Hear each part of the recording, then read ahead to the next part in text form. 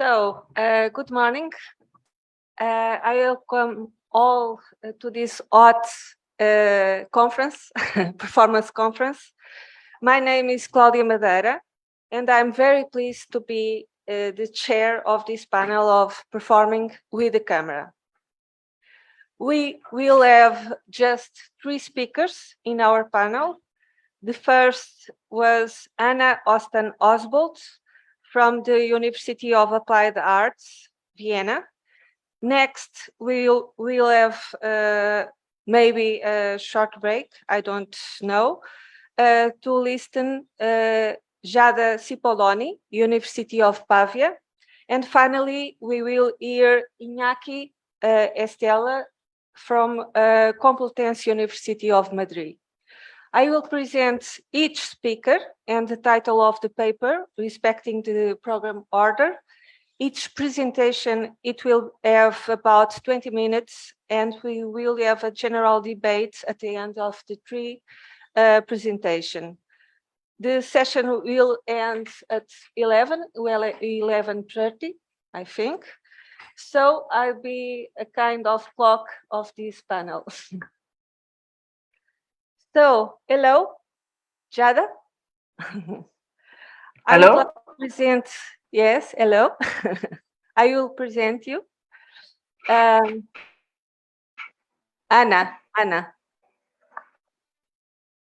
Yes. The next speaker, the first speaker is Anna. I don't know if he... Yes, I'm here.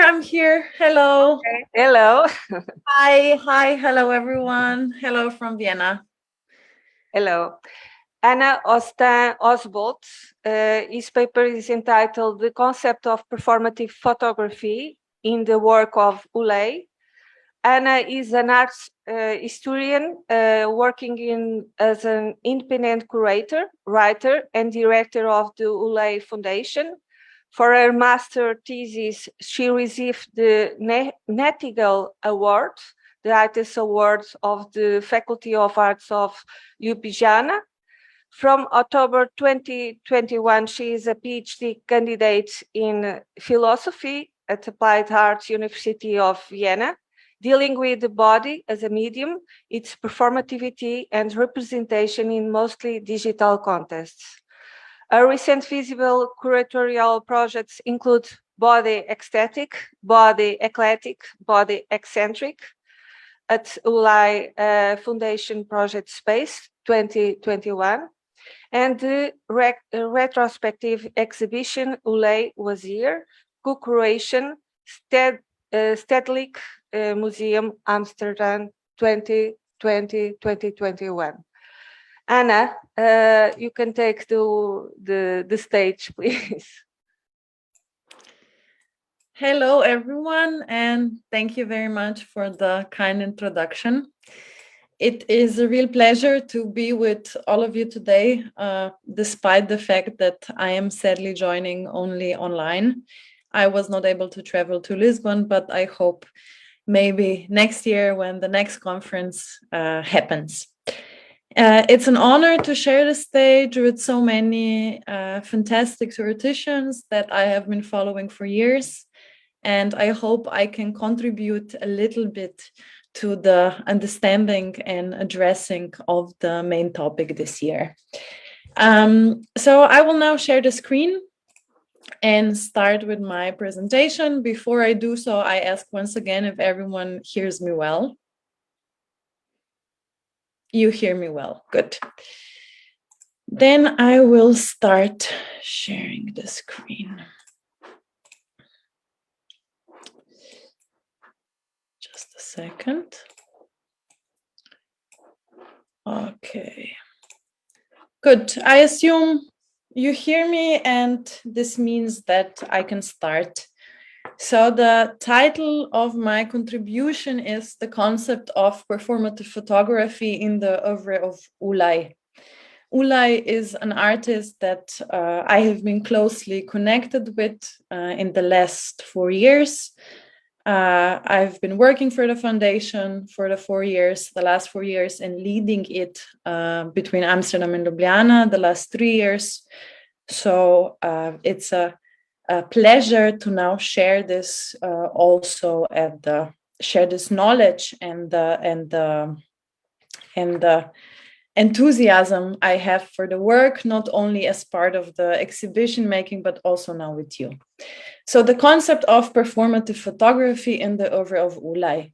I would like to start with a quote of Ulay because I think this is where we should begin with his words. I quote, "I have been working with two media. One is performance and the other is photography. I think it is a great marriage. It started with photography and it became performance. Then it went back to photography. The term performative photography was created later. It didn't exist 40 years ago. The union of performance and photography was really a unique event in the history of photography and in the history of performance." So this is a quote of Ulay that he gave to an interview in 2016.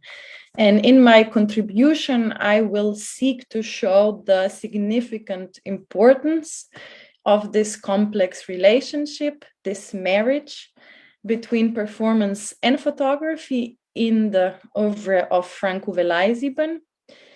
But rather than searching for a definition of the term, what performative photography is, a term that also Ulay himself used so often when speaking about the formal aspects of his work, I would focus on giving 4 examples from his oeuvre, from 3 different periods, that show, I think, very well the changing and intertwined relationship between these two mediums throughout his body of work. So Ulay is an artist that I'm sure all of us know. Who does not know Ulay, but who does actually know Ulay? So Ulay received his iconic status through the collaborative work with Marina Abramovic, and he seems to be widely influential, though somehow oddly hidden or concealed, especially when it comes to profound research and in-depth contextualization of his work, which is very complex, and especially later on from the 90s, after the break with Abramovic, very much projects or topics orientated. And Ulay described himself as the most known unknown artist. And somehow I think he remains to be such, because also, despite the fact that his retrospective exhibition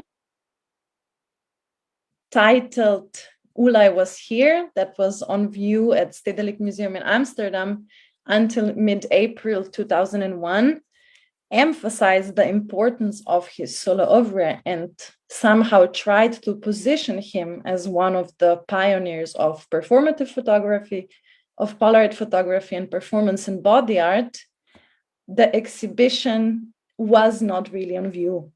So due to the COVID, it was on view less than 4 weeks and therefore remained somehow hidden. So behind museum walls, hidden from the broader public, meaning that also his long overdue exhibition that happened in Amsterdam in Stedelijk Museum last year reaffirmed Ulay's status as the most known unknown artist, or even more so, as a hideaway artist, as he named himself in his last interview in 2019 before he passed away. I'm going to quote him. Ulay said, "I am a hideaway artist. I have done so many things that people do not know about. They can't, because they do not have access to my archive. Yes, I am a hideaway artist, not an escape artist. Unless you think that to hide oneself away means the same as to escape." I think it's also important to mention that Ulay addressed the complexity of his work, similarly on more occasions, I think this complexity will be seen also through for the different examples I will present. And he himself called his oeuvre bizarre. Another quote before we move forward, I quote, "My oeuvre is so bizarre, I jump. I am not a linear, consistent producing artist. Most artists, once their handwriting is recognized, they stick to it. For the public, for critics and collectors, for the market, that is much easier, more convenient. But my ambition is almost the opposite. Each time I do something new, I choose different motives, different techniques, different dimensions, and so on. That can be very confusing, but I like to have joy too. And once it's done, I let it go." So from this short introduction, I wish to focus now on the particular relationship between two mediums, performance and photography, as it is visible through 4 different examples in the body of work of Ulay. And we move forward now to the first one. So the first phase is the early performative photographic phase. Ulay was born in 1943 in Solingen, Germany, and he was, I don't know how many people know this, actually formally trained as a photographer. And between 1968-71, he worked extensively as a consultant for Polaroid. This provided him unlimited access to the material. The material was free, and he started using it first, taking Polaroid photographs of his surroundings. He moved to Amsterdam at the time, traveled a lot, and later on focusing and turning the camera to himself. So in the early period of his artistic activity that can be framed by the year 1968, 1975, Ulay undertook a thematic search for understandings of the notions of identity and the body on both the personal and communal levels. And mainly it was through a series of Polaroid photographs, but it was not just photographs, it was also aphorisms. Ulay also did visual and concrete poetry, but all this was somehow without the live audience. So the notion of the audience did not exist for him then. These were intimate performances. And I quote Ulay now again. "As soon as I began using the Polaroid camera, mainly pointing it at myself, a practice I called auto Polaroid, I immediately discovered its performative elements. Taking Polaroids was a performative act for me. I performed in front of the camera. These were intimate actions carried out in the absence of a live audience, ephemeral in nature, yet arrested in time through the Polaroids."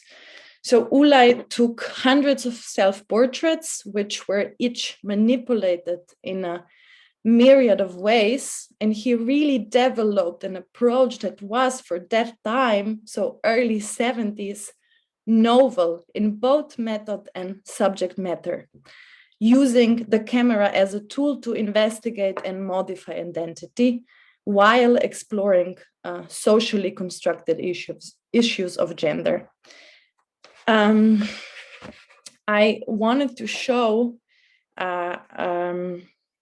a couple of images now that are a part of one video.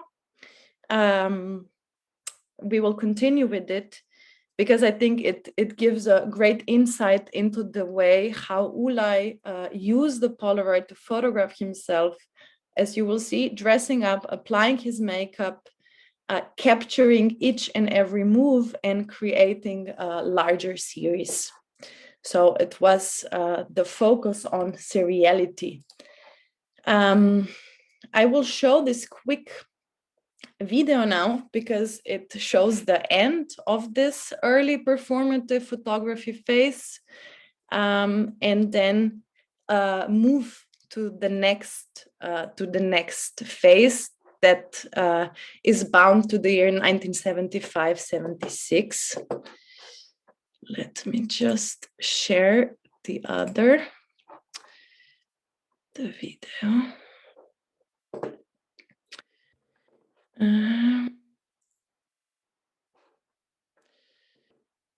Second. Because I don't see it now. And before we tried, just a sec, that I share the video.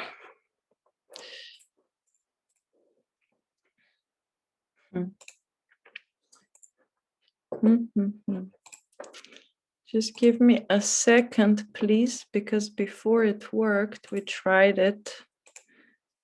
Now it doesn't seem so. Yeah, it will work. Here it is.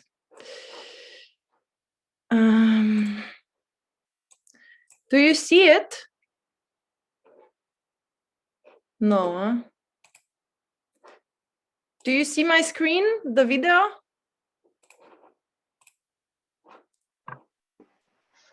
Do you see the video? We are seeing your presentation. Yes. To change the screen. Okay, just a second. Always similar situations, I'm sorry. Now you see it, I hope. Yeah? Yes. Yes. Okay. So just in order to show the seriality and to also give the voice to Ulay, I'm happy now to share actually the last documentary that was filmed while Ulay was still alive in 2018 in Berlin. So I share now 2 minutes of it. You will also see we will move to a different phase called Fototot. So many self-portraits. At one stage, I noticed that it's all this on the screen. Because I wanted to find out my true identity.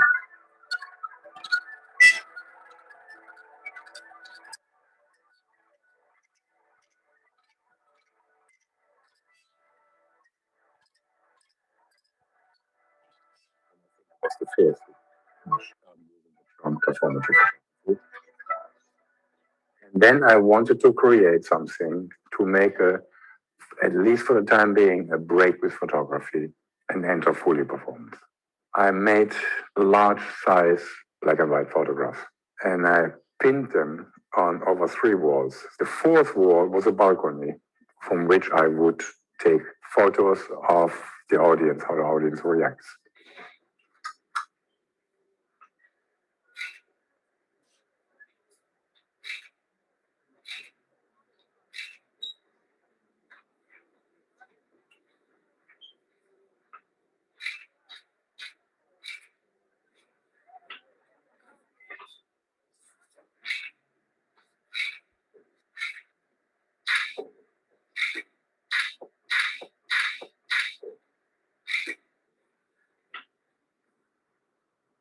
The images disappeared in 15 seconds to black so fast. Okay.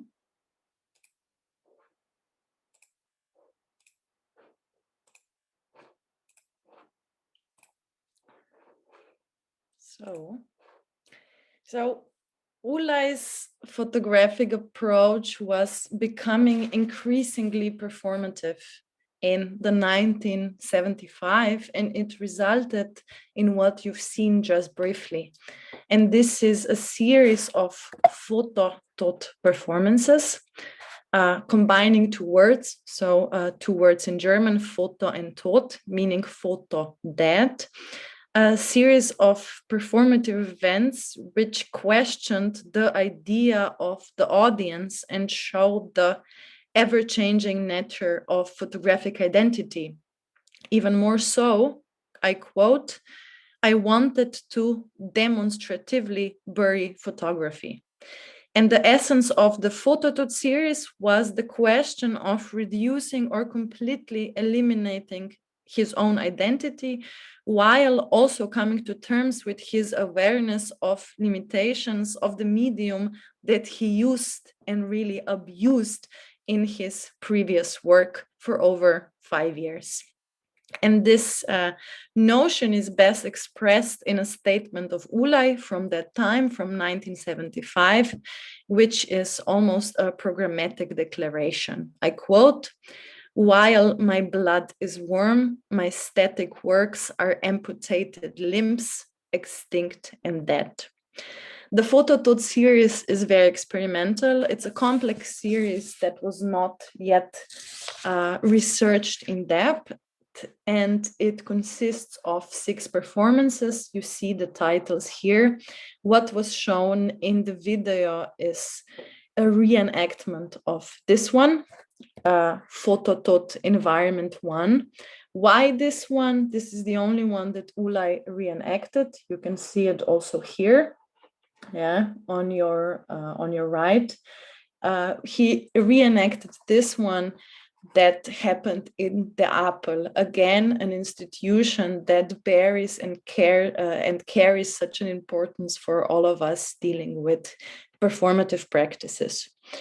In relation to this performance, Phototod Environment 1, I think it's maybe important to say that Ulay really started here. It was so clear in this performance that was shown, dismantle the myth of the photographic objectivity, and emphasizing that the photographic image is a mere illusion moving forward to really working with the body. So these Phototod performances were created after and in the period when he already met Marina Abramovic, and they somehow mean the end of his solo work. But his last solo work, before moving from performative photography completely to the medium of performance, was actually the iconic act in public space, Irritation, There is a Criminal Touch to Art, undoubtedly one of the most known works in the history of public actions, I would say. So the last solo work Ulay did to mark, I quote, who I am and was about as an artist before starting the 12-year period collaboration with Marina Abramovic. I think just as a interesting information at the side, the work was conceived in December 1976, 12th of December, when Marina and Ulay were already together. They started performing together. And while Ulay did Irritation, Da ist eine kriminelle Berührung in der Kunst, this is a German title, Marina actually in Berlin in the same time did the performances Freeing the Body. That were her last solo works before they started working together. Then we have a 12-year collaborative period that I'm sure we all know, and I'm not going to go into details. Therefore, I will actually focus on the period that comes after, and this is the experimental period that marks Ulay's return to photography after the break with Abramovic, which happens in 1989. So Ulay started using large format Polaroid formats already while still being with Abramovic, and they had certain performative elements in the photograph, so they were very much staged. We see here and here some examples that were on view also at the retrospective exhibition in Stedelijk from 1988. So Ulay started returning to photography already in 1987, 1988, but it was not before 1998, 1990 that he started to work not only with, but within the human-sized Polaroid camera, the black box. And this large 40-inch Polaroid camera in Boston made that possible. It actually made possible that Ulay, after a very clear and precise preparation with the help of assistants, stepped inside the black box, of the camera and sketched an image on the Polaroid negative with small lamps. And he would only be able to see the image after it had been developed. And this enormous size of the negative enabled him to relate to it with his own body. So as you see from the images, in a ratio 1:1, body and image coincided. The whole performative event, the whole performative photographic event was a radical action that disrupted the program of the camera and reduced the operation of photography to its bare essence. There would actually be no getting any closer than this. The artist had become his medium.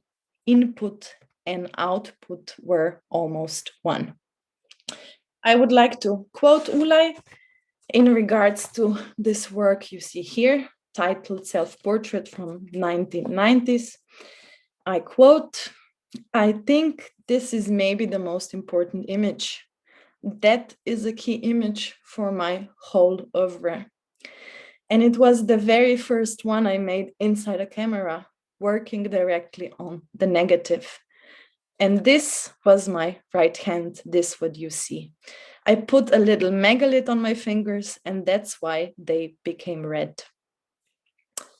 Hripsime Visa, the curator of Ulay's retrospective at Stedelijk that you also see here on this image, called the portrait larger than life self-portrait and spoke about it as a synthesis of renewed enthusiasm for experimentation and personal themes in Ulay's oeuvre. It's maybe, it's a personal work, but it's for sure a work that also showcases a certain search.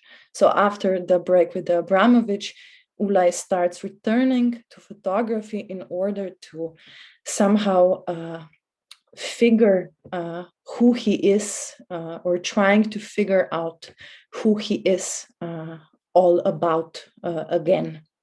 It is a certain existential search. What is important to mention in this phase is also the technique. The images, the works you see here, I hope you see my mouse moving around them, are named, the technique is named polagram. Polagram is not just a Polaroid. Polagram is a combination of a Polaroid and the classic photogram, where a print is made by placing an object directly on light-sensitive material and then exposing it. And all this works, there are only a few, less than 10, were made by Ulay standing inside a human-scale Polaroid camera, creating images by performing, so moving with a beam of light over the light-sensitive material. Okay, now we move to my last final example.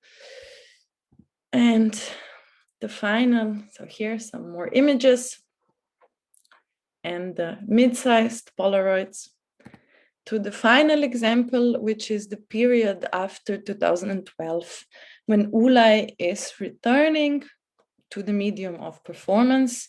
Actually, there is a period called Ulay's Pink period, in which he performs, leaving a photographic medium behind. But I decided to show his last work, Performing Light, his last performative photographic event that happened in 2019 at Richard Sultan Gallery in London. And before I tell a little bit more about it, I think it's great if we can see a quick video. Just a second. Share screen. A video documentation of a performance.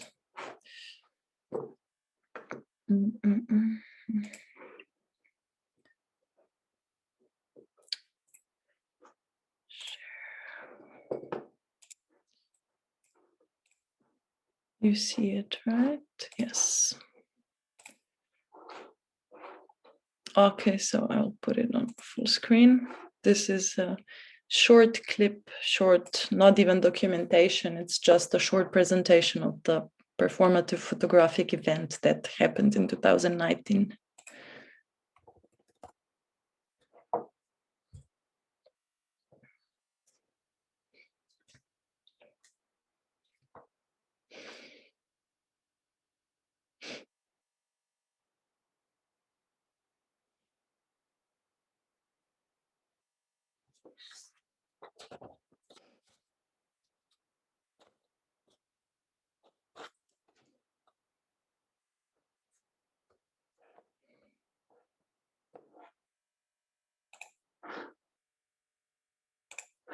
Okay.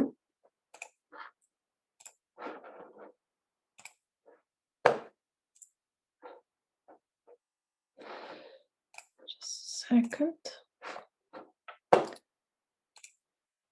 And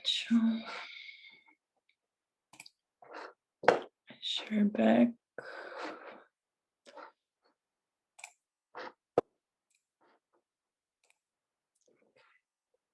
Oh, come on.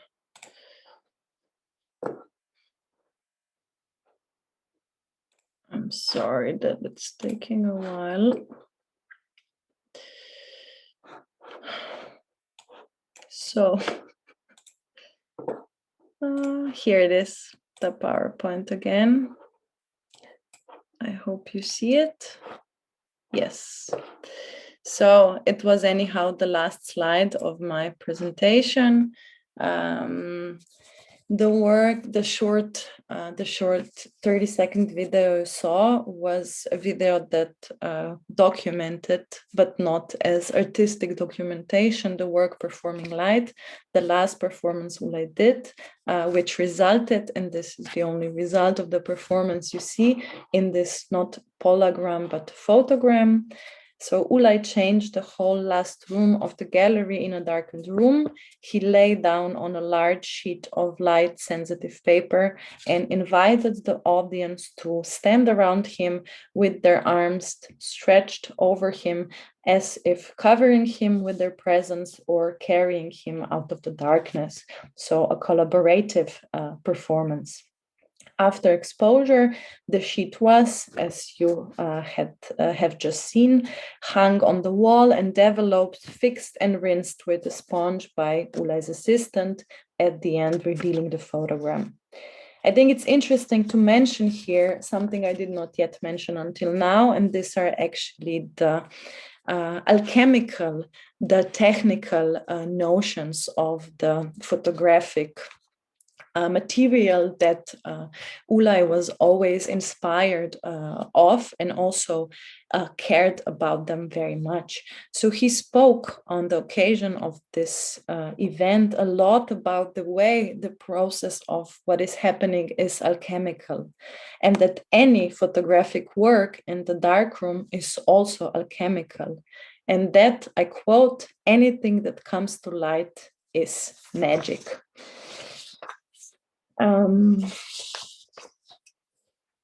I quote again, the chemistry, the magic comes from the motion of light on the light-sensitive paper and the application of processing chemicals. This is a very primitive way of making a photographic image, and it's fundamentally analog. I am in photography, analog photography. The emulsion is like a skin, it is part of me. It is a magic process, one from which many people have become estranged by the use of digital media. I think this is with what I would like to end. Maybe just a final thought about this particular image, Performing Light. Ulay said about it, I would like to quote now, again, to end with his words from the same interview I quoted in the beginning, the interview done by Dominic Johnson about this work. The image is different from what I thought before it happened, it was created.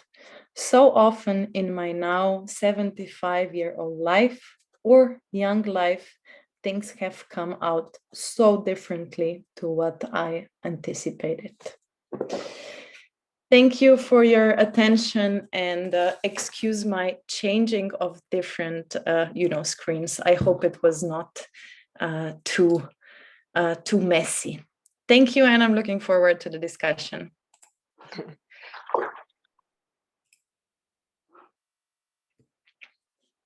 Thank you, Anna, for this amazing talk. I will. We will now listen Giada Cipolloni, and at the end we will many questions for you. I think. Sure. Thank you very much. The paper of Giada Cipolloni is entitled Genealogies, Photography, Performance, Performativity in Italy in the 70s.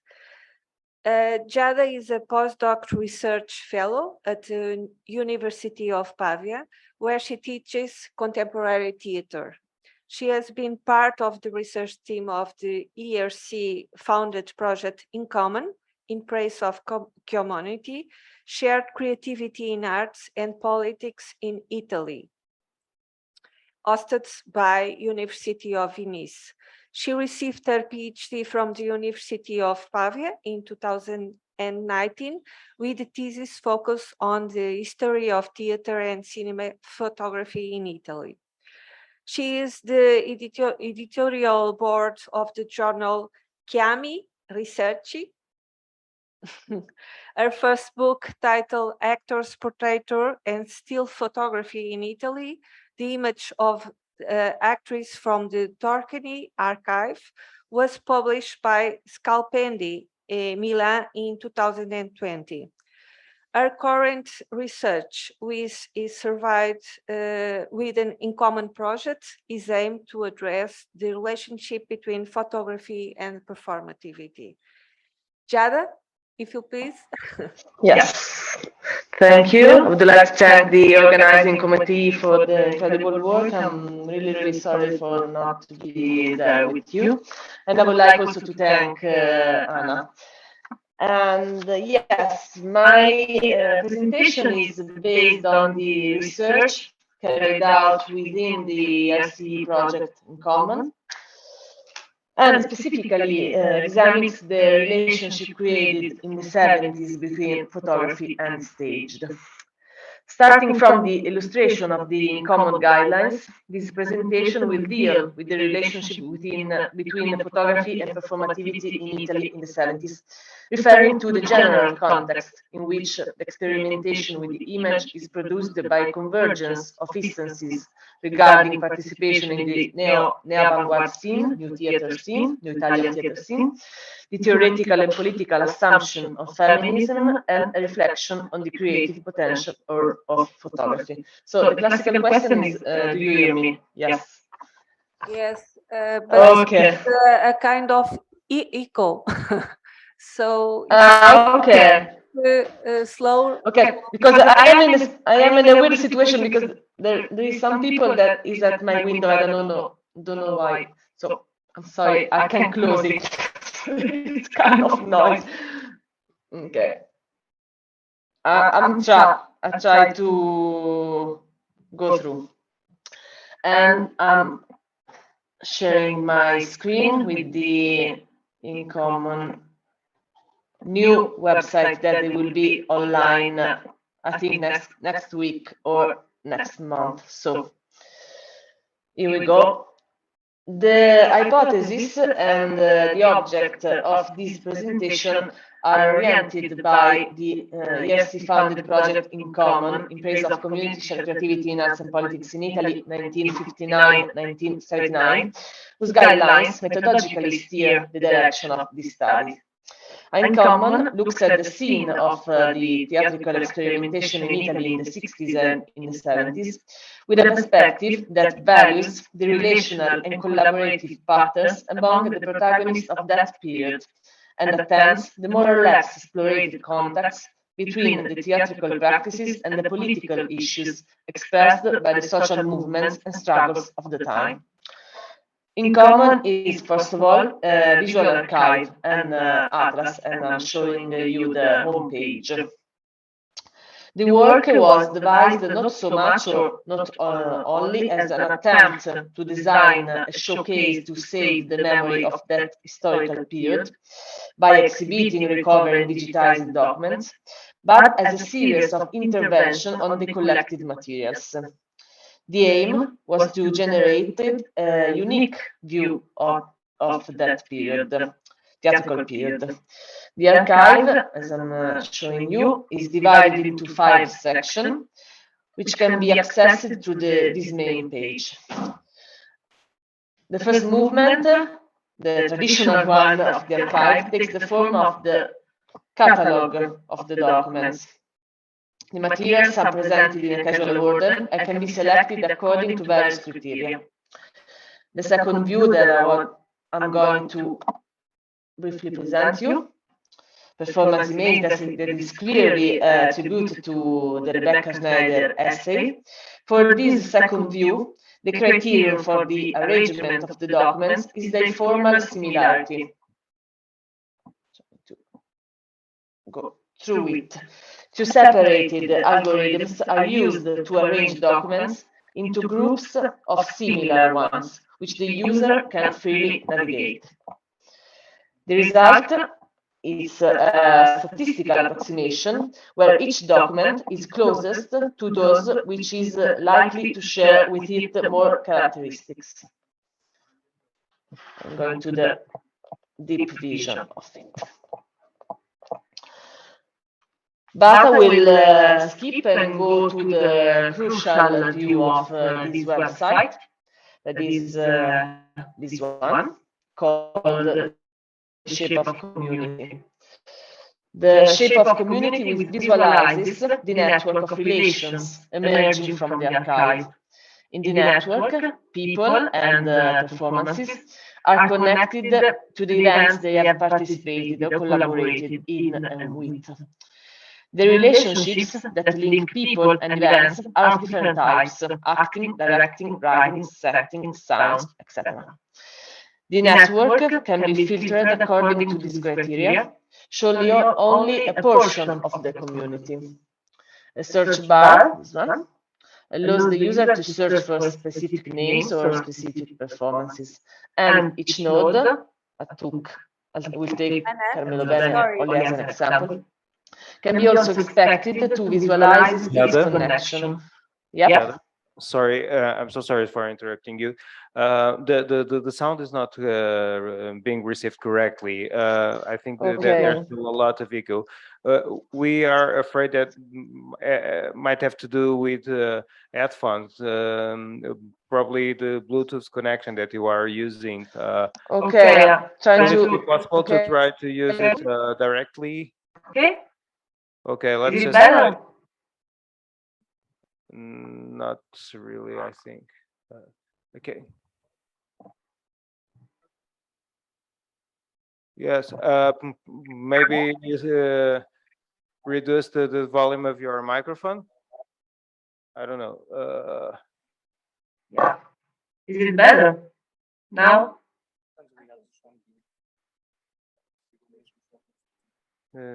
I don't know. Can you please talk a little bit? Sorry. Yeah. It is better now. Do you hear me better? No. You'll have an echo. That is, I don't know. Let's see something. Can we? No. Okay. So probably I'll ask you to speak slower, so we can try to understand completely what you're saying. Okay. Okay. Maybe louder. Is better now? No. No. But Not really. I don't know. I can try to change my position, but don't think I have so much solution. During the test was all perfect, obviously. Do you have any other earphones that you could use instead? No, I remove it, but I can try to use another computer.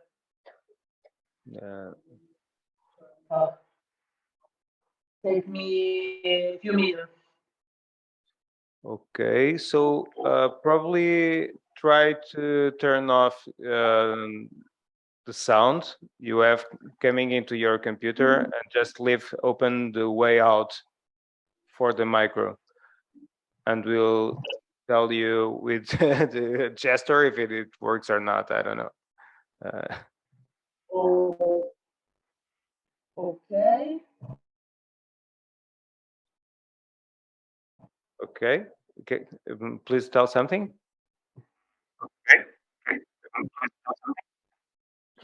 Okay. Do you hear me now? Yes, I think it's better, but you are not listening to us, I guess. So yes, I make a. Okay. Yeah, chat. Otherwise, I'm trying to change my computer with a strange move. I'm trying to go to another. Okay, I think better. Okay. Okay. Yeah. Let's try. Okay. Thank you, and so sorry for interrupting you. No. Okay. So I can move through. Okay. You can. Perfect. Okay. I'm really, really sorry. I'm trying to move my position. But if it is necessary, I will go on this way. Okay. So I was talking about the computer shape of community that visualizes the network of the relationship. And okay, this is a network that can be filtered according to some criteria. Surely only, okay, I was into the Carmelo Bene example, a portion of the community. Each node, it can also be expected to visualize its connection, offering a fluid and frictionless navigation to the community. These views is visualized as a kind of net constellation. Shows that for in common, the performance is not only or foremost the product of an author, of an eccentric figure who conceives and curates its work alone, but it is also the outcome of the wide-ranging negotiation process within the relationship, the affects, the context, the politics, the community in which the creative processes are inscribed and operated. It is a methodological attempt to transcend the duality of the author work format and to introduce new trajectories and subjectivities into the discourses on creative processes. Directors, actors and actresses, art designer, of course, as well as photographers, critics, curators, visual artists, who are horizontally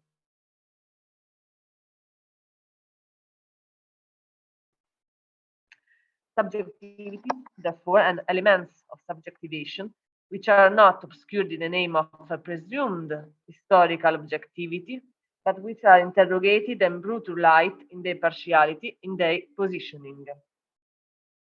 So it was only the contest, and at the first level of my personal research, I deal with the photographer in particular, photographers in particular.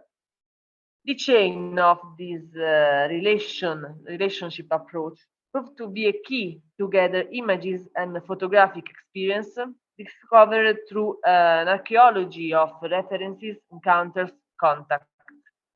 I show you the common network which include photographer,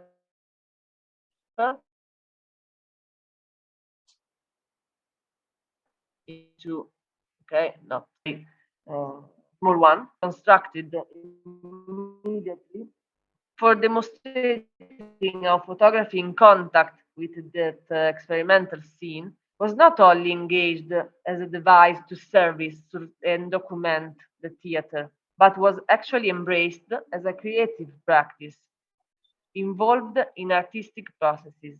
The photographers were fully integrated into that dense community network that would discuss the ideas of experimentation. On the threshold, I can stop also the condivision screen. Okay, here we are.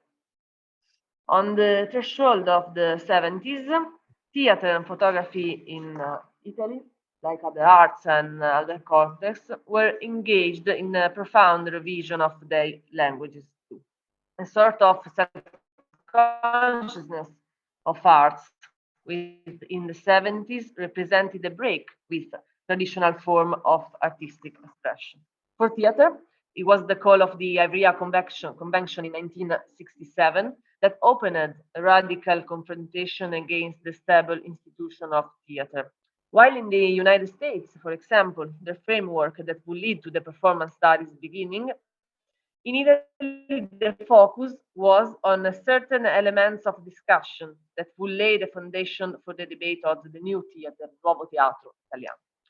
The themes are the workshop collective theater, the need for new scenic materials and languages, the appeal of new audiences, the transformative ideas that are being formalized in a manifesto.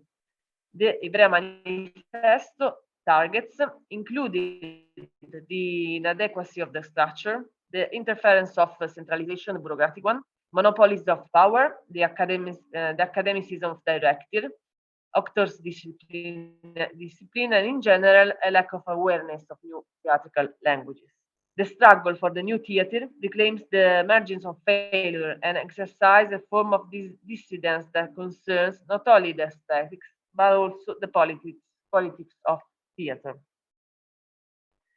For photography, in the 70s, okay,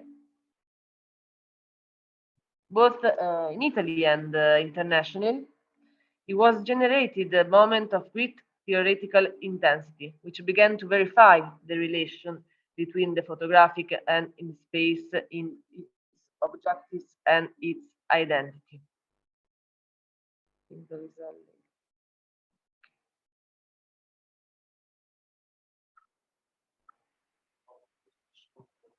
Okay. Okay, I think I have some problem connection. Okay. So, media identity themes in Italy were declined by opening a theoretical crossroads between photo documentation and conceptual artistic photography. The latter is a tendency that is not really expressed in the curiosity towards the style of the theater, but rather in an interest in materiality. The rise of bodies is one of the first elements that units and brings together, although with different specificities, the reflection upon theater and photography. I think you don't hear me. Okay, correct. So, okay.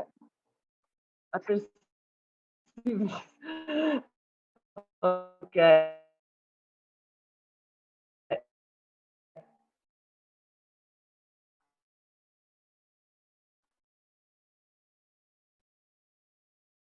Perfect.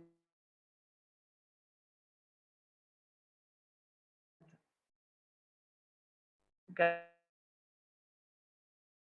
I'm in a strange perception, which, okay, are you gonna tell me something? Okay. Little bit paranoid. Okay. The issue of corporeity, which was soon to be taken by performance studies in US, in Italy was barely touched upon in theory. The body emerged with increasing force from tradition, which reduced it to a vehicle of thought produced elsewhere. The body starts to claim autonomous power of expression and action for itself. Traditionally domesticated both on the stage and in the images, corpority fights for its own exposition, outside the norms, the aesthetics, and the representative conventions. For the photography was roused by the protests of social movements, the practice of bodies, especially collective ones, would also challenge both theater and photography, especially the militant one.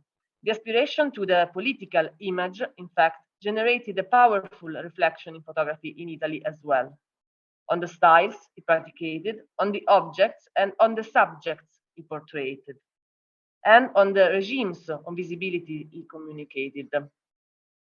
Engaged photography does not depict the movement, the square from the outside, but stands inside the movement, inside the square. It works within a logic of complicity and not of portrayal, of horizontality and not of predation. The search for the salient moment or the iconic view remains secondary. The point is not to hunt for the effective image, but to stay the longer time frame of testimony, including its unproductive and imperfect side.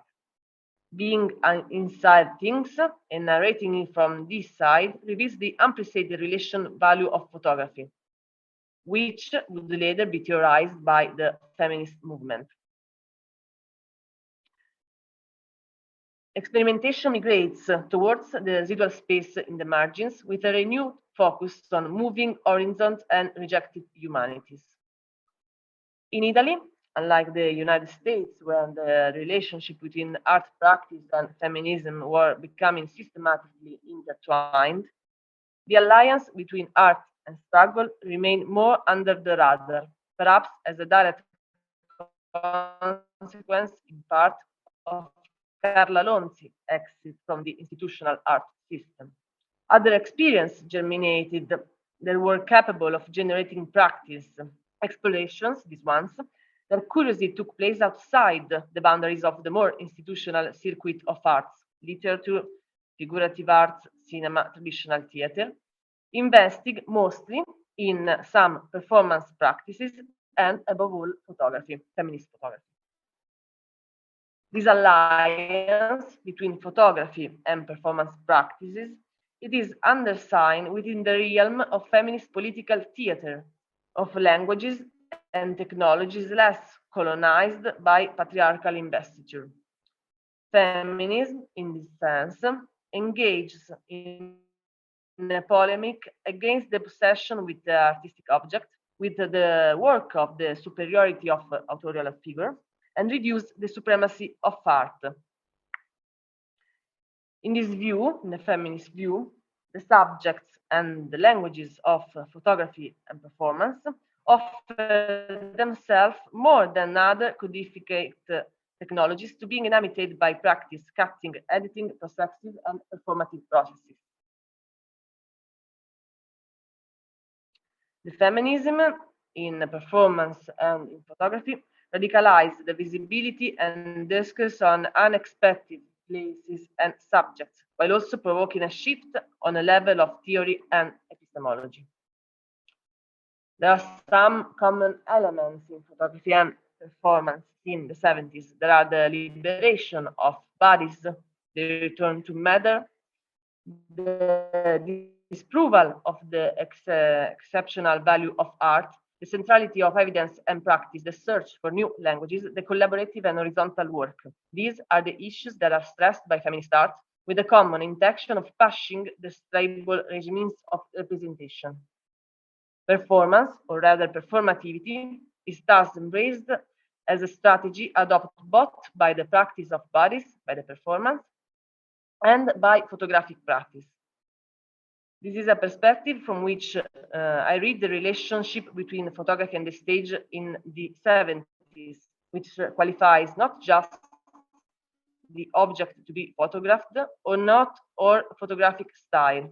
It is a methodological posture used by the practices interested in rising up against the imposition of representation. Practices that prefigure alternatives on aesthetic and methodological political level starting. That is an analytical perspective that is not absorbed with an abstract theoretical idea, but it is formulated from an observation of the zones of proximity engaged by theatrical and photographic practice in Italy in the 70s, especially from the experimental wing. So yeah, I have concluded.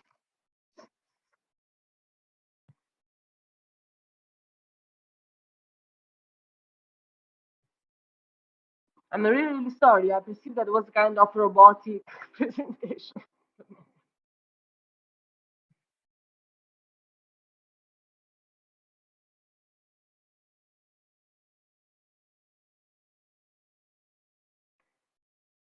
Yeah. Thanks, Giada.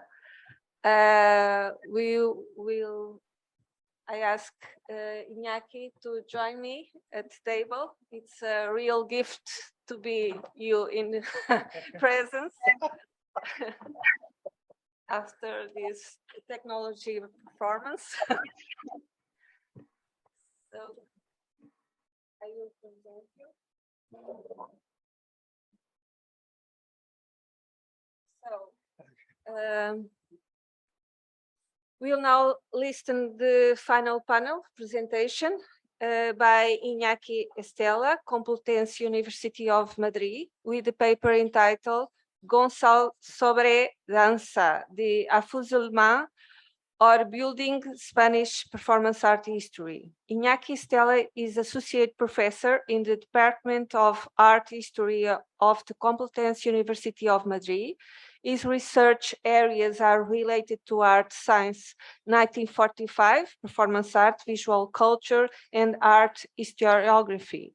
Among his publications are Jorge Maciunas, History, Immigration and Collectivity, 2020 Brumaria, Fluxus, the co-edition of La Monnaie Performance, 2015 Brumaria, and of the first 4 volumes of Desacuerdos sobre Arte, Políticas y Esfera Pública en el Estado Español.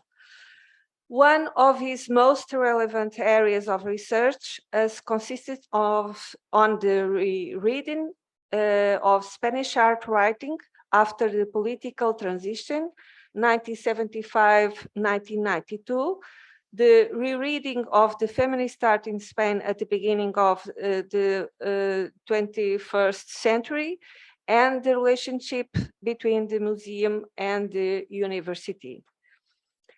Estela has researched at Columbia, MoMA, Getty Research Institute, and the SOM Archive, the University Autónoma, and the University Carlos I, both in Madrid.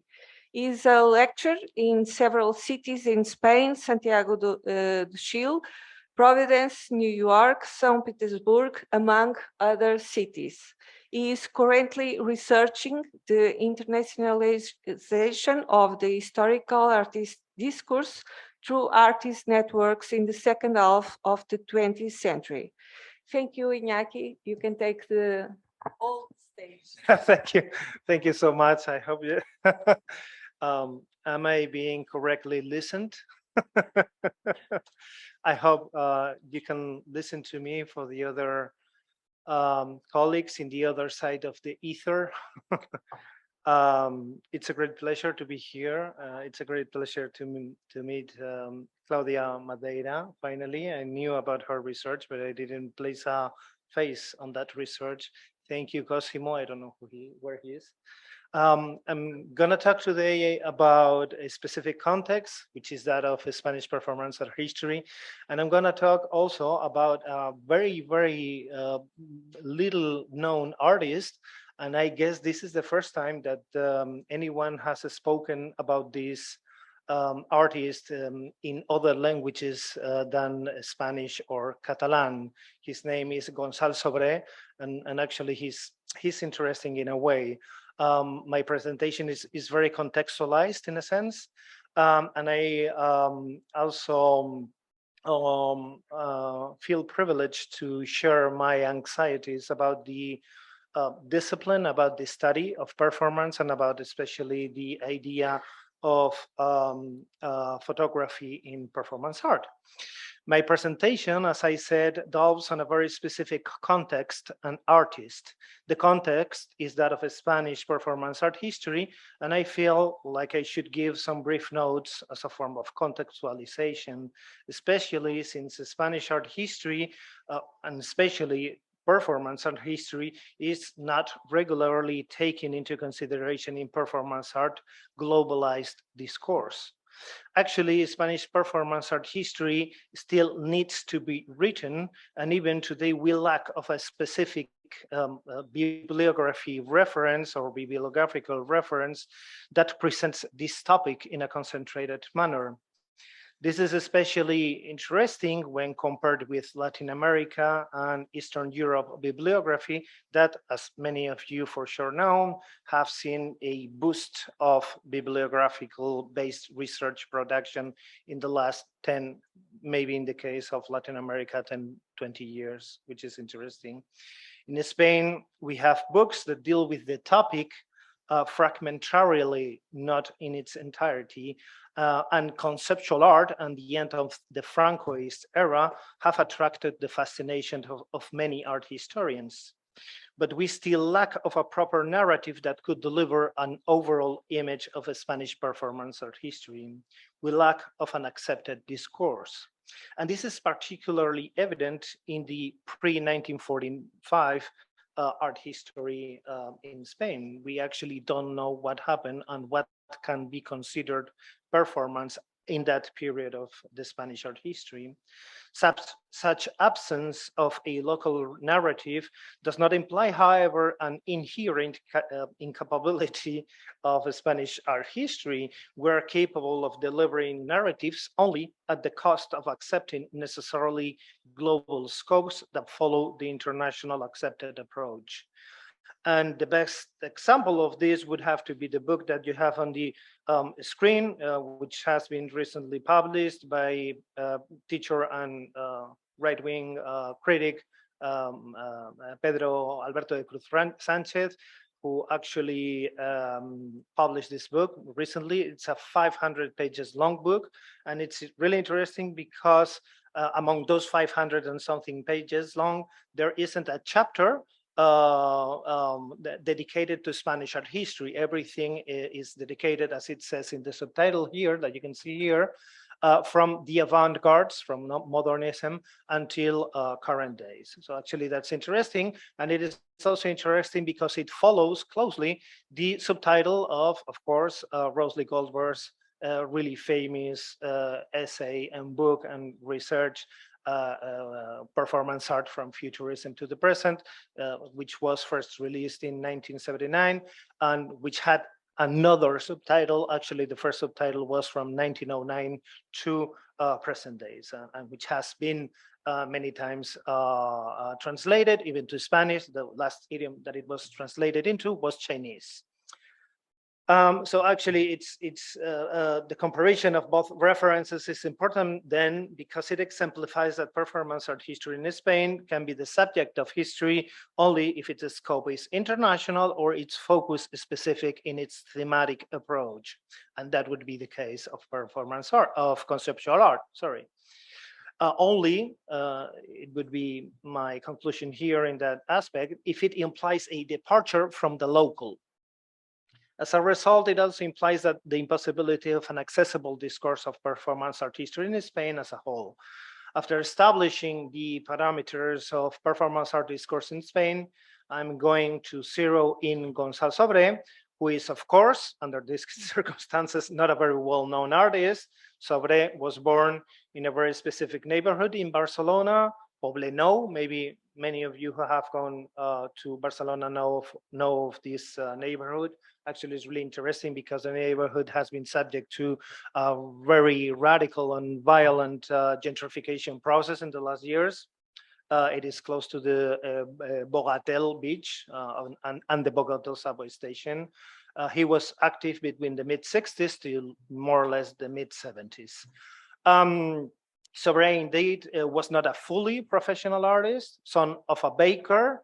He learned the baking trade in the family business. Later on, he opened a hotel in Sitges, northern Barcelona, which actually is still, it's called Hotel Romantique, really famous even today. He hasn't been the subject of any international exhibition, of course, being the local history archive of Poblenou, the only institution, and this one is a really, really incredibly small institution in Poblenou, as you may guess, that has housed or organized an exhibition of him in 2011, which was really greatly curated by Montserrat Sinte-Cibou, that you have her name here, and which actually is really interesting because it placed Gonçalo Sauré in the spot.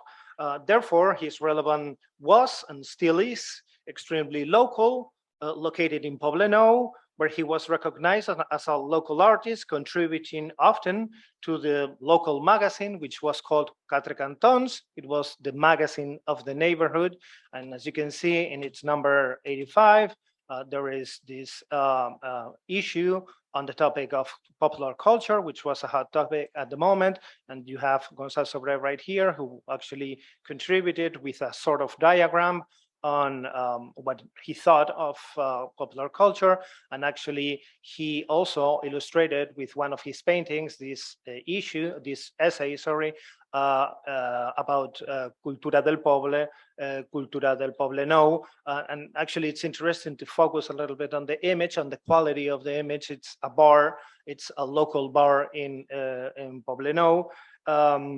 And the quality, as you can see, in a way distances itself from what is usually understood as avant-garde art, neo-avant-garde art, or even the relationship that plastic art could establish with performance art. It is, however, interesting, considering the circumstances that I just spoke about, to point out that Sauré also plays a key role in Catalan performance art history, since he, along with some others artists, was involved in the organization of the first ever happening in Barcelona.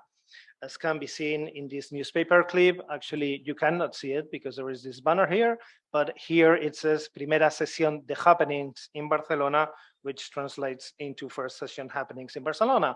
And I'm, of course, not a great fan of the type of art historical discourse that tries to know who did first what. I'm not interested in that, but however, I'm really interested in how artists are understood in the press. And the important thing here is it is not if it was really the first happening going on in Barcelona. The interesting thing is that it was understood as the first happening in Barcelona, at least by the local press, I guess. No, we have only 2 documents that inform about this happening, the ones that you have in the screen right now, the newspaper clip on the left, and the brochure announcing the event on the right. But however, none of these are valid resources or sources to reconstruct what took place in the happening in that afternoon of 1965. The brochure in the right, contains information about a singing choir, about a chorizo, is that how you say it in English? Chorizo cocktail, which is actually, we don't know what it was. It talks a lot about a show of a Greek umbrella. I don't know what that is. It talks about feelings. I'm unable to add information on that. It talks about people that were also paintings, homes quadre, you know. So actually, it's really interesting, no? Because we cannot add information to the brochure. And the same happens even with the news clip that doesn't provide any information on the essentials of the happening. The photograph here, it's in very bad quality. We can see Sauré in what looks like a lab coat. It seems that it has something on his head. It seems that it's yogurt from the caption of the image. There is someone that seems to be licking his face, his chin, and that someone seems to be in a makeup that looks himself closer to a clone than anything else, something that is intensified by the bowler hat. So actually, it's really interesting. And the information, the textual information contained within the newspaper clip, it's also interesting because it doesn't add any information about the happening, which is really interesting. He mentions some details, such as the yogurt on Sobre's head, but besides that, the text does not add any information, any description of the happening. And actually, the overall understanding of the happening was not that good. The conclusion of the writing by this reporter clearly said at the end of the newspaper clip, this was the first happening session held in Barcelona. I hope, I desire, I wish that it also had been the last one, so, which actually is really interesting. And it also adds to the idea of Spanish art performance art history as a void, as a hollowed discourse. So actually, it's also interesting that this image, probably because of its quality, probably for whatever the reason, hasn't ever entered the art historical discourse in the Spanish performance art history. And this is one of the first preliminary conclusions of my contribution here today would be that in this case, we have the documentation, we have the photograph, we can assume that the performance really took place, but we are unable to reconstruct what actually happened.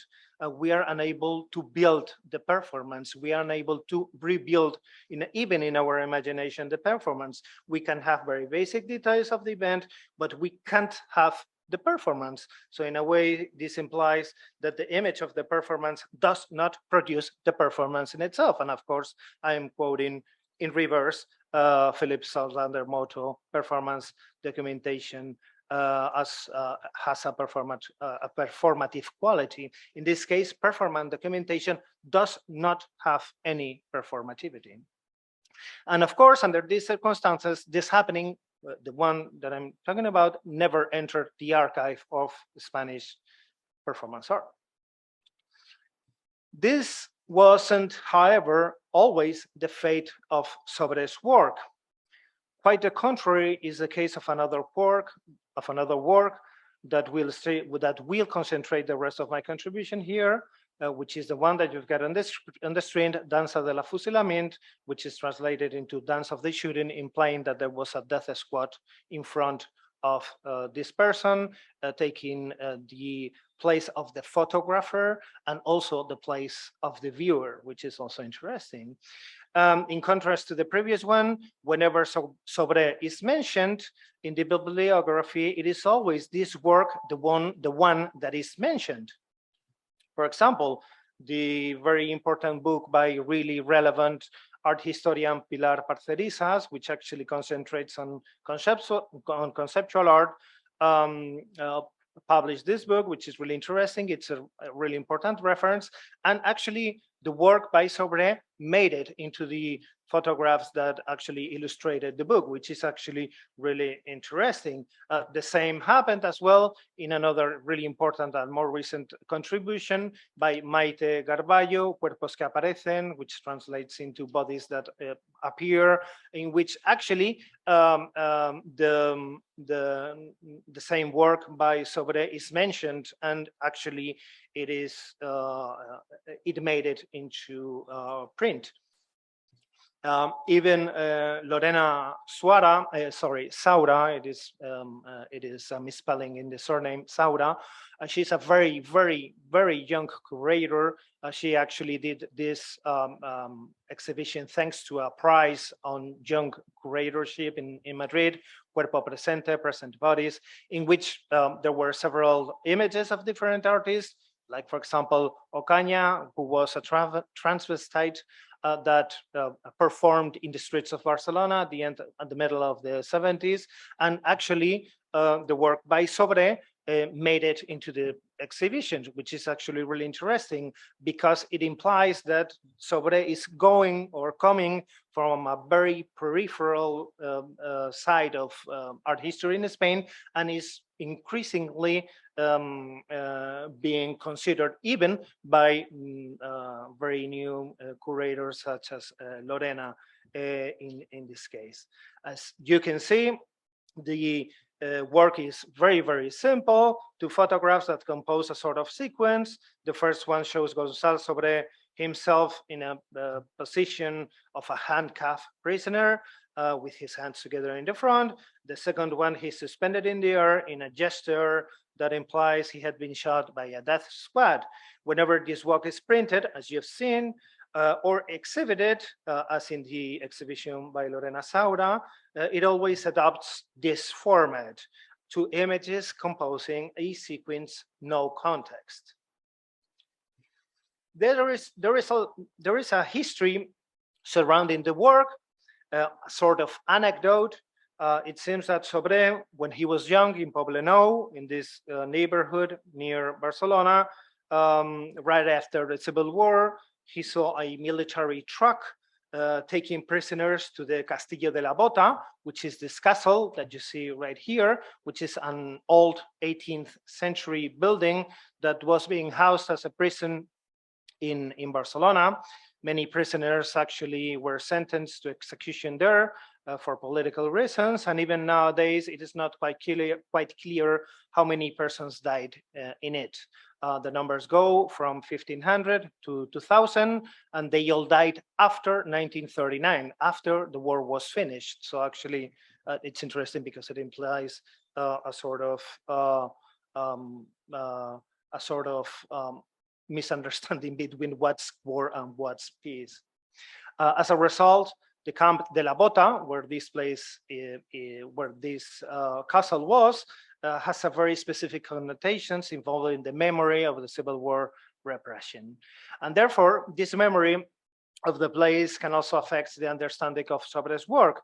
As a result, the dance of the shooting, from this point of view, embodies the Francoist repression in its full essence as an expression of the deadliest effects of a political regime that may disappear whoever did not fit in its extremely narrow views. In fact, it seems that Sobre himself, Maite and Pilar have actually interviewed him, and this is what he said in those interviews. It seems that Sobre himself took the pictures in the walls of the castle, which is actually something that I clearly doubt, because the masonry of the castle is not anywhere present in the images, which is actually really interesting. But also because in the 60s, the Castillo de la Bota and the Camp de la Bota looked like something like this. Actually, the castle had been completely abandoned, and the place was full with shacks and shanty houses that composed this very precarious placement that was full with immigrants that were coming from different parts of Catalonia and from Spain, who actually had to survive under these conditions. These were buildings that were built with their own hands, with the hands of their own inhabitants, sometimes using sand from the beach, which was actually in the surrounding area, which is the quality of the resulting walls are really, really poor. And the area was called Somorrostro, which is a very famous place of this kind of, shanty towns. As I said, the photos of the only work by Sobre legitimized to a certain extent by the art system have been published and even exhibited in several occasions. In all of these occasions, the photo appeared in isolation without explanation of the original context in which they first appeared. Therefore, when these have been exhibited, they have adopted a form of autonomous photography that stood for themselves without any larger contextualization.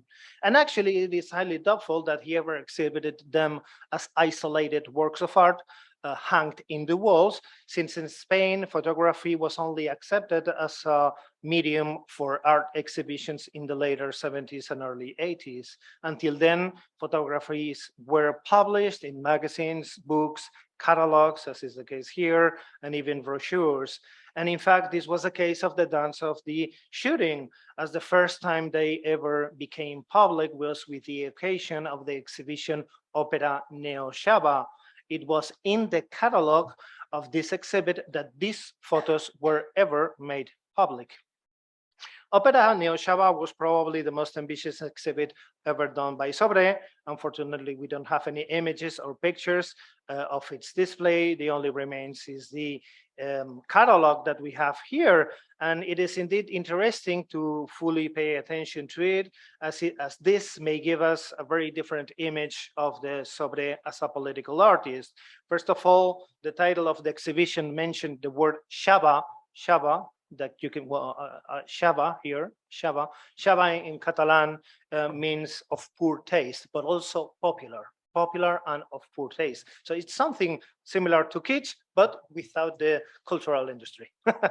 So the catalog was printed in colorful paper containing diverse texts. One of them is the one that you have in the screen, Manifesto to Succeed, Manifeste per Triomphar, de Gonçalo Sobre, which is like a set of norms that guide Sobre himself in the, being successful in the art industry.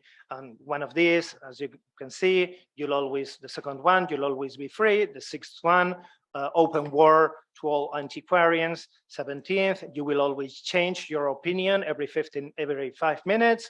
And the last one, 19th, you'll do things the other way around if that pleases you, if that makes you happy, which actually is very interesting. It's a list of norms that are not normative, a sort of contradiction if in its own terms. The kind of playfulness of these sentences is confirmed by some other text, like this one in red, as you can see. It was colorful, the catalog, and actually it's really interesting. The catalog uses 4 languages: Spanish, Catalan, French, and English as well. This is the only one in Spanish. And the last sentence is really, really interesting. It's like a series of puns. I am, he says right here in the final section of the text, I am the flamenco painter genius, the king of flamenco pictoricism, the flamenco pictoricist that has grown into a Catalan. And actually it is like a sort of internal joke, because there is nothing more different than Catalan and flamenco. Anyway, as you can easily see, this tone of humorous behavior, mixing local culture, that of flamenco, and international reference, was all over the place in the catalog. Another diagram, it was really interesting because it named, for example, the Somorrostro is somewhere around here, the different Camp de la Bota, for example, El Somorrostro, bars within the context of the Poblenou, and actually it also mixes international references like Yves Klein right here and Restany right here. And actually it's really interesting because everything is surrounded by the center, and the center would be, of course, Poblenou, which is actually really interesting. And actually there were even some paintings like these ones. This is a Christmas card. And this was a painting of a taxi. So whenever you consider these paintings, it's actually really interesting because they don't have anything to do with performance art. They are closer to a form of outsider art style, so to speak. And it's actually really interesting that he used wires to attach the paintings to the walls, which actually increases the feeling of precarity that is all over the place in the exhibition. What is more important for the topic of this conference is that the catalog contains many more photographs of Sobre, not only the ones that compose the dance of the shooting, but also some others in which the artist, in a sort of James Bondian outfit, appears in different streets of Poblenou with some soda ads right here, in front of a bar window right here, in a garage entrance here, in a wall with chalk text of someone who is trying to sell chestnuts. None of these photographs it's interesting to note, however, being considered as performance art. So I guess that my main concern with the catalog is twofold. Firstly, it's a question, what does it make Danza de la Fusilament a performance work of art, while the rest of the photos were simply printed images, printed photographs? What is it necessary for a group of photographs to be conceived as a performance artwork, while others cannot be considered so? The fact that the dance of the La Fusilament, the dance of the shooting, is a sequence cannot be considered definitive, because these images as well could be considered a result of a flânerie in the streets of Poblenou, which is actually really interesting as well. Secondly, my secondary concern would be that of materiality. The dance photos were printed in a catalog composed of several images and texts. My concern here is that the materiality of the catalog implies that each of its parts should compose a sort of unity with its timing, with its narrative, with its evolution as you flip the pages. And is this a specific case when doing so that the image of the Sobré artist as a political artist vanishes into something else, an artist that presents a working class neighborhood with its streets, with its business, its forgotten history, the one of the Camp de la Bota and of the many killings that no one talked about because it was forbidden. You could be placed into jail if you did so. And I think that this other image of Sobré emerges when considering the gallery that held the exhibit, because the gallery that held the exhibit, it was the Galeries Cira, which is placed right here, Galeries Cira. As you can see, probably this image looks familiar to many of you, because the Galeries Cira in the 60s took the street floor of the Casa Batlló. And of course, if you know about the Casa Batlló, it was made famously by Antonio Gaudí, known to all of you for sure, I'm pretty sure of that, and also known for being one of the most important incarnations of bourgeois culture in Barcelona. Gaudí embodied so deeply bourgeois culture in Barcelona that when workers rioted in 1936 in what appeared to be a sort of social revolution, one of the first buildings that was set on fire was Gaudí's own workshop at the Sacred Family, which is actually really interesting. And they could have chosen whichever other building, and they were really proficient in burning churches, but they didn't. They actually selected Gaudí's workshop. In that context, the precarious images of the paintings of the poor streets of Poblenou, a working class neighborhood surrounded by factories, railroads, and shanty towns, represented a place where no one dared to go, right in the middle of bourgeois culture in Barcelona. A bad taste, indeed, something no one wanted to see at the epicenter of bourgeois culture. And I don't know if I have some more time just to show you some other works by Sobré. In 1970, he did this exhibition in Galeria Aquitania, which was actually really interesting, because for whoever that entered that exhibition, the feeling would be that of entering a very poor and indeed working class house, with the bathroom, the how they cooked, and etc. etc. What it's even more interesting is that he titled that exhibition "Totality of Paintings of Inexcusable Necessities," talking about what means to have a necessity. Some other ones, which of course were environments, but also utensils to work, like these ones. So that would be it. Thank you so much. So thank you all. We have now some time for the debate. I think you can shoot questions to Ana, Jada, and Inaki.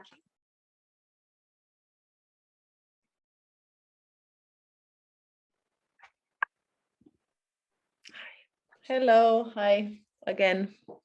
Is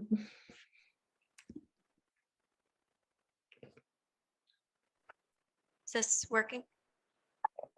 Can you hear me on the screen, or I don't think so. No. Can you, sorry, I can hear you. I can oh, hear okay. you. Okay, I Yes. was confused whether. Hi, my question is for Hannah.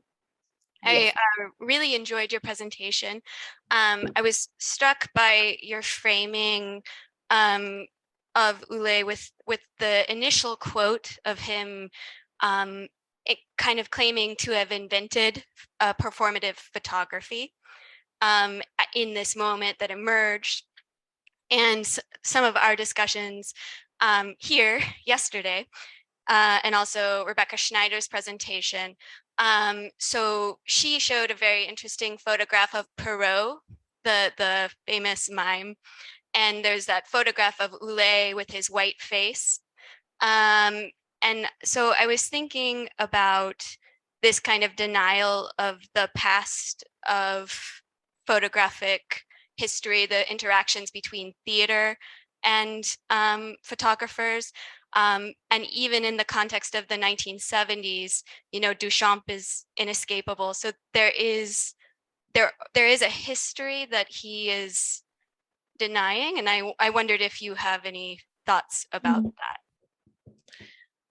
Thank you for your comment, for your question. So I think what is important to say first that I did not claim in my presentation that Ule invented the concept of performative photography. I also did not, because of it, go into description or maybe more detailed explanation of how I see it. There was no time for this, but it's true that, you know, in the video excerpt I showed, Ule said it himself, and I intentionally left this part in. Of course, it's something that I think cannot be claimed, and I think it's something that Ule later on also probably, in of course my partial view, because of the reason that he maybe somehow felt left at the side or outside the canon in comparison maybe to Cindy Sherman or someone else who was actually doing maybe similar or performances later on, a little bit later than Ule. He maybe felt somehow left outside and started claiming this in a certain way. But I personally never claimed that Ule is the only person or the sole person who is to be attributed for the term. Not at all. Not at all.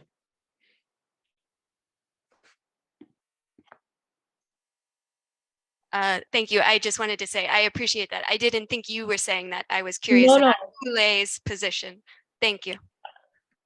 I absolutely don't think so, but I still felt it's important to maybe show this part. It's the video from 2019. Ule felt very much connected to the term, very, very much. Okay. Hi, Anna. I have a question for you. Thank you for your presentation.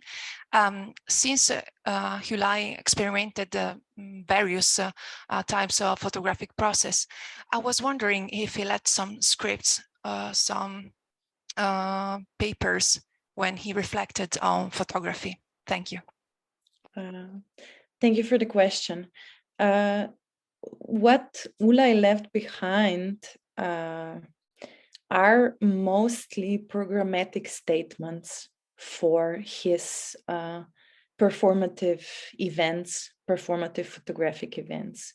So there are no real theoretical texts, or no real essays, but he was very clear in the way he defined, he predetermined the actions, the events, the happenings, however we call them, that he wished to do. And for example, the Fototot performances, the Fototot performative events, they have very clear programmatic statements.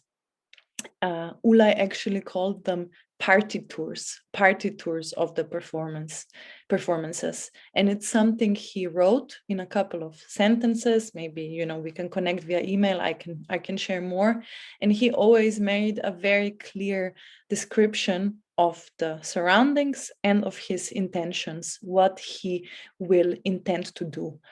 And it's something that he actually continued doing also when they were together with Abramovich.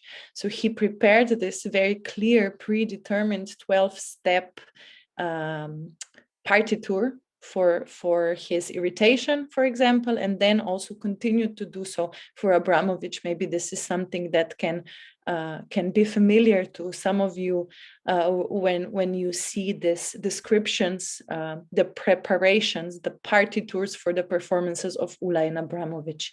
And he always wrote this on his typewriter.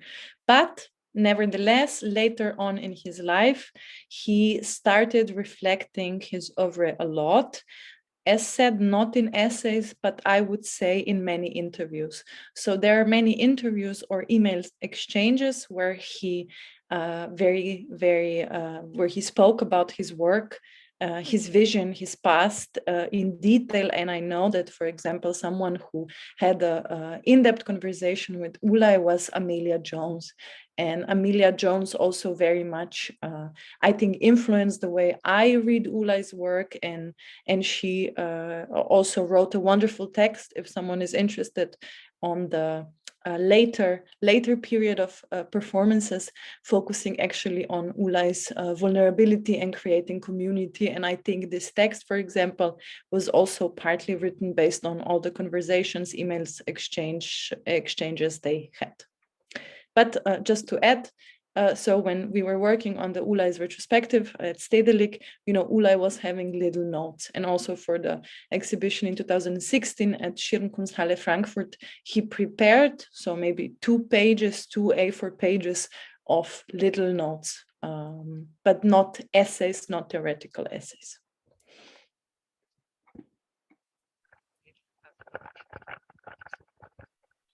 Hi there, Hannah. Sorry, you can't see me, but thank you for your paper. I just follow on Fototot because that was so fascinating that you explained to us that there was actually audience photography happening of the people who were watching the Fototot images disappearing. I didn't know that before. I found that fascinating.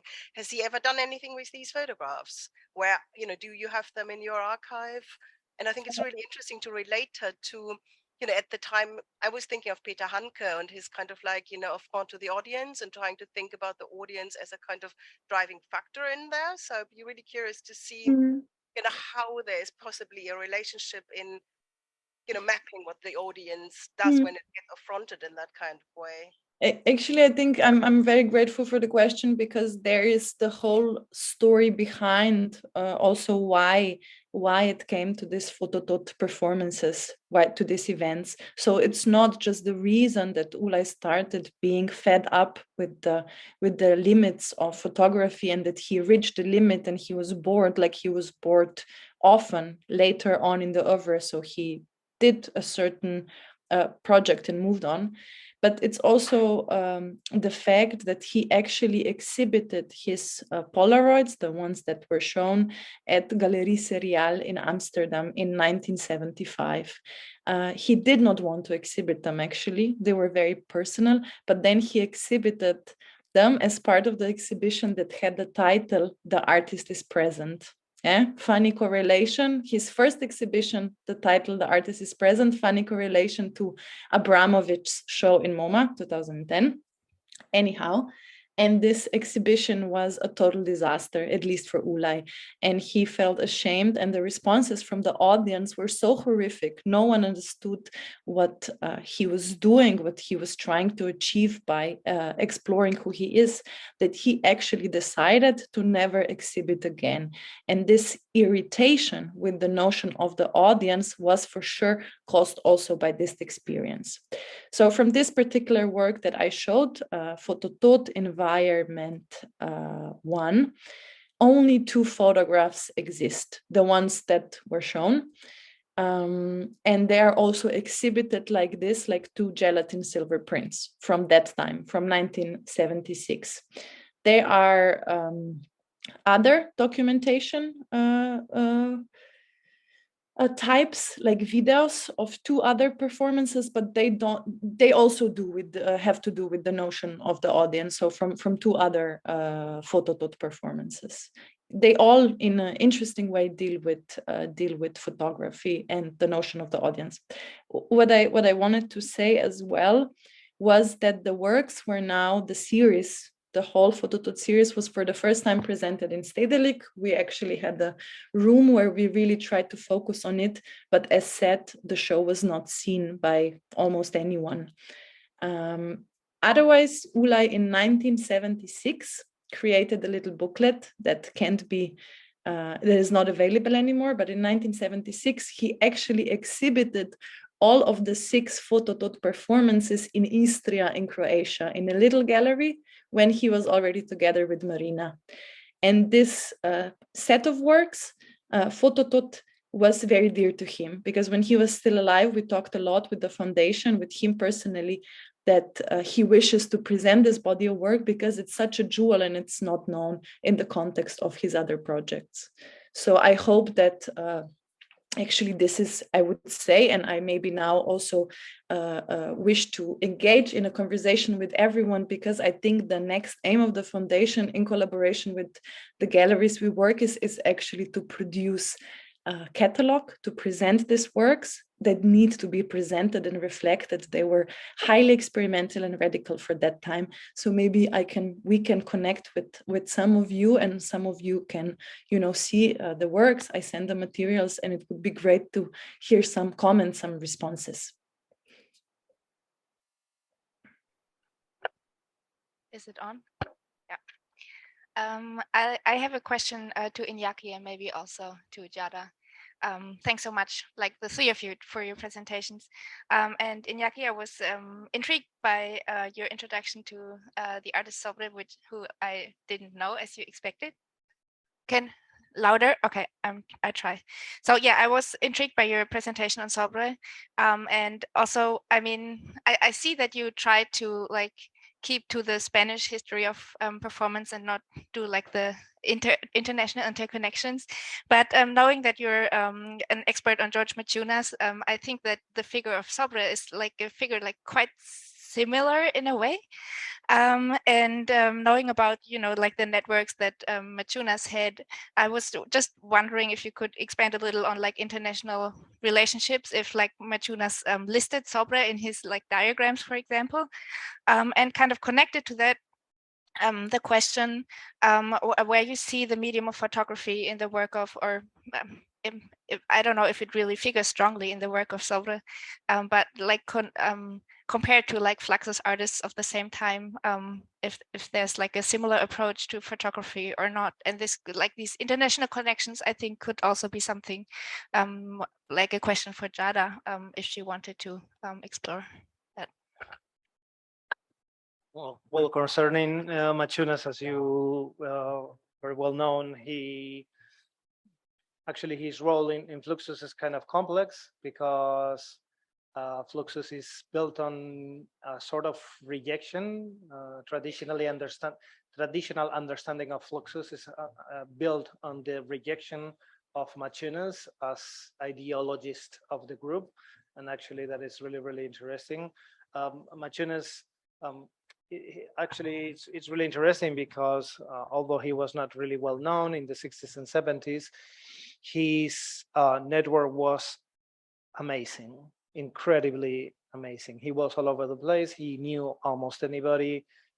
he had been in Spain, which was something in the 60s, in the really early 60s, and in the early 70s as well. He had connections, for example, with Daniel Castillejo, Castillejo, who was another artist that was ambassador, Spanish ambassador in an African country. I don't remember which one now. So actually, it's interesting. In the case of Sovre, Sovre is a pretty much contained artist. He was born in Poblenou, learned his craft as a baker in Poblenou. His connections were with the artists of Poblenou, with the reunions that they had in Poblenou. But however, there is like this connection. They were fond of diagrams. That is something that was happening for sure. The diagrams by Machunas were more complex and more intricate than those of Sovre, but there is a connection there. There's a connection there. And actually, the important thing about Sobre's painting photographs is that we don't know who did the photographs. Actually, we don't know if it was a self shot. We don't know if he contracted someone. We don't know if there were some, proofs or some, rehearsals of it. We don't know actually if it was an event or a performance. So actually, that's interesting. We only know that they were published, and the relationship between photography in Fluxus and in Sobre probably is that self-containment. Like Fluxus events are like really self-contained. When you see pictures or photographs of George Brecht or some other artists like that, they are like in a way silly. Someone looking at a match, or someone leaving the room, or someone drinking water. So in a way, it seems that subtlety, of the action is contained in both aspects. But for example, if this was a meeting on Spanish performance art, not even a lot of people would know about Sobre, which is actually interesting. Thank you so much for it.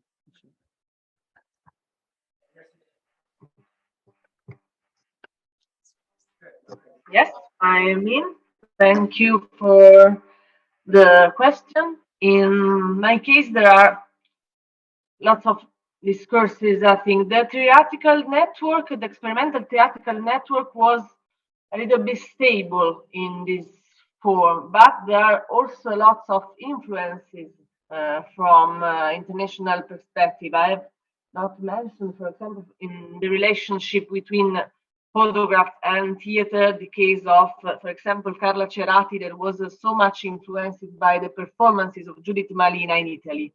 So there is a kind of an atmosphere with the international movement that has some influences to singular practices. But the network, if it is your question, it's very, I think, stable in its connection, national connection, and also I think limited to some centers like cities as Rome, as Milan, as Turin, as Venice. Shall I ask? Yeah. Can you hear me? Is it working? Yes? No?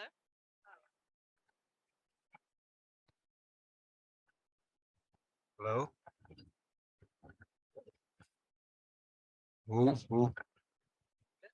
Is it working now? Yeah, okay, thank you. So my question was for you, and apologies, it comes out of a lot of ignorance. I really don't know anything about this, and I was incredibly intrigued by what you showed us. So my question really was around, with this artist Sabre, if I came across those images not knowing anything about him, and I'm thinking of the photos of the ones of him on location or kind of performing outside spaces, the ones I mean, you had a grid. I would in some ways frame him also with other artists who made pieces about disappearance, that they somehow seem to suggest like he put himself on the map. I would think that also very one that you said.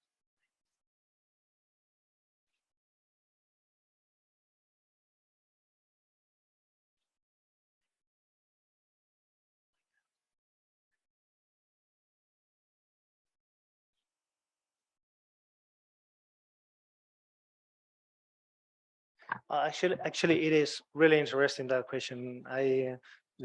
Because I have dedicated so much time to this artist that no one knows, that is not in the market at all, and that you can only find. Actually, is really interesting. The pieces, the images that I showed were from the archive at MACBA, at Barcelona Contemporary Art Museum, and actually it took me a lot of days to find this because the name Sobre wasn't attached to the Opera Neoshawa catalog. So actually it was really difficult to find a connection. I knew that it was there, but probably the archivers makes the names or whatever, and it was lost. So it took me a lot of time to find it, actually, and I did find it by coincidence, not accidentally, not on purpose.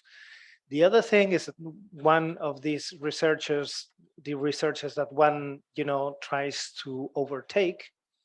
It's interesting because it took me to the Spanish television broadcasting company, the public television called Televisión Española, because I knew that he had been on a program.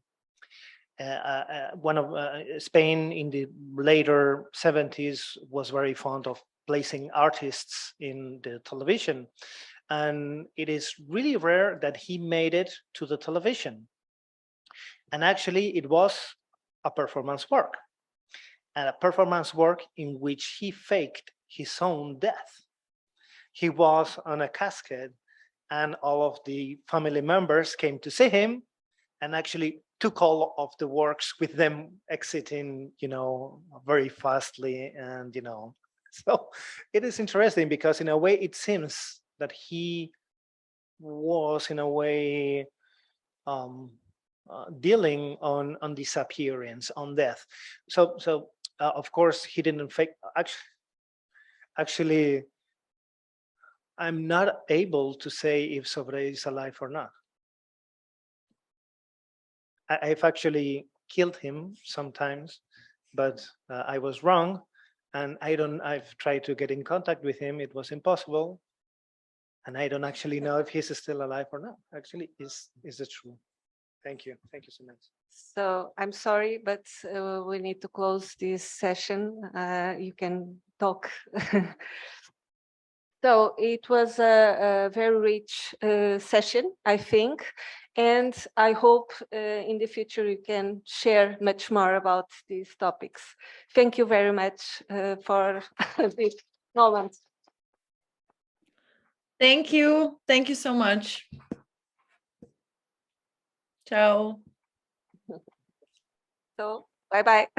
Bye.